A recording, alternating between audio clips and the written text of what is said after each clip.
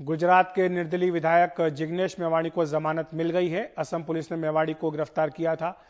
माना जा रहा है कि आज शाम तक जेल से उनकी रिहाई हो सकती है। पहले प्रधानमंत्री नरेंद्र मोदी के खिलाफ ट्वीट और उसके बाद अधिकारियों पर हमले के आरोप में असम पुलिस ने मेवाणी को गिरफ्तार किया था। पीएम के खिलाफ ट्वीट के मामले में उन्हें जमानत मिल चुकी थी, लेकिन जैसे ही जमानत मिली थी उन्हें दूसरे मामले में गिरफ्तार कर लिया गया था।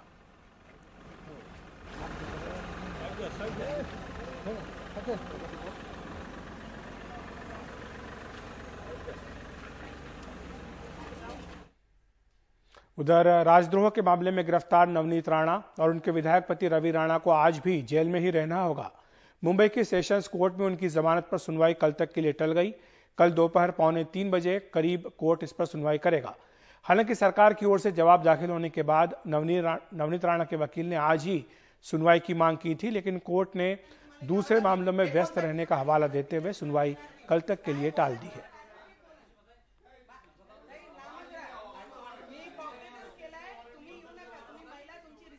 रवि राणा और नवनीत कौर राणा की बेल एप्लीकेशन के रिप्लाई में प्रोसिक्यूशन की तरफ से 18 पेज का रिप्लाई फाइल हुआ। वो रिप्लाई फाइल करके हम लोगों ने कोर्ट को रिक्वेस्ट की कि आज हमें सुनवाई चाहिए, लेकिन दूसरे कोई कोर्ट मैटर्स के अंदर कोर्ट बिजी थी, सरकारी वकील साहब भी बिजी थे, इसलिए कोर्ट ने बाय कंसेंट दोनों साइड की कन्वीनियंस के हिसाब से और खुद की कन्वीनियंस के हिसाब से कल दोपहर को 2:45 बजे बेल एप्लीकेशन की सुनवाई रखी है। उन्होंने गवर्नमेंट की तरफ से जो हमारा लेखी युक्तिवाद है वो पेश किया, वो रिकॉर्ड पर लिया गया और लेखी युक्तिवाद के बाद कल हमारी ओरल आर्गुमेंट के लिए दोपहर 3 बजे रखा गया है। क्या जमानत पे सुनवाई होगी? जमानत पे कल सुनवाई दोपहर 3 बजे होगी। उनका जो चैलेंज है वो 124A उनको जो सेक्शन लगाया गया है उसको हमने जवाब दिया है कि ये कैसा सुयोग्य कलम है उनके खिलाफ और कितना गंभीर गुनाह है। उसी तरह जो बाकी बातें जो रखी जाती है वो हम रखेंगे। आज नवनीत राणा और उनके पति रवि राणा जो राणा दंपति हैं उनकी जमानत अर्जी पर सुनवाई होनी थी और जो सरकारी पक्ष है उसे जवाब दायर करना था। बहरहाल सरकारी पक्ष ने अभी कुछ देर पहले ही जवाब तो फाइल कर दिया, लेकिन सुनवाई आज नहीं हो सकती है क्योंकि जज ने ऐसा कहा है कि आज वो दूसरे मामले की सुनवाई में व्यस्त है, तो सुनवाई कल होगी। और इस बार नवनीत राणा की तरफ से जो पहले वकील थे उनके रिजवान मर्चेंट की बजाय आबाद पोंडा जो है वो यहाँ पर दलीलें देंगे और वो सुबह आए थे और उन्होंने यही कहा कि इस बार मैं उन्हें रिप्रेजेंट करूंगा और चूंकि मेरे क्लाइंट जेल में के अंदर हैं इसके लिए मेरी विनती है कि जल्द से जल्द सुनवाई की जाए, लेकिन अदालत ने कहा कि आज वक्त नहीं है उनके पास, तो कल दोपहर में सुनवाई होनी तय हुई है। बहरहाल जो महाराष्ट्र नवनिर्माण सेना के प्रमुख राज ठाकरे को अपनी सभा करने की अनुमति मिल गई है। औरंगाबाद में 16 शर्तों के साथ राज ठाकरे सभा कर सकते हैं। 1 मई को औरंगाबाद में राज ठाकरे ने अपनी सभा बुलाई है। इसमें शर्त लगाई गई है कि सभा में 15,000 से ज्यादा लोग न हों, साथ ही लाउडस्पीकर की आवाज सुप्रीम कोर्ट के निर्देश के मुताबिक ही रहनी चाहिए। सभा में न किसी हथियार का प्रदर्शन किया जाए और न ही किसी तरह का भड़काऊ भाषण दिया जाए।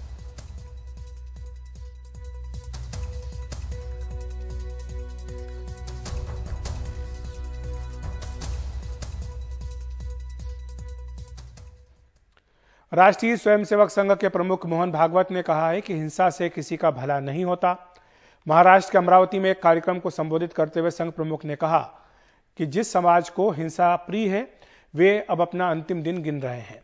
हमेशा अहिंसक और शांतिप्रिय होना चाहिए। इसके लिए सभी समुदायों को साथ लाना और मानवता की रक्षा करना जरूरी है और हम सभी को इस काम को प्राथमिकता से करना चाहिए। मोहन भागवत का बयान ऐसे समय आया जब बीजेपी शासित कई राज्यों में रामनवमी के जुलूस के दौरान सांप्रदायिक हिंसा की घटनाएं हुई हैं।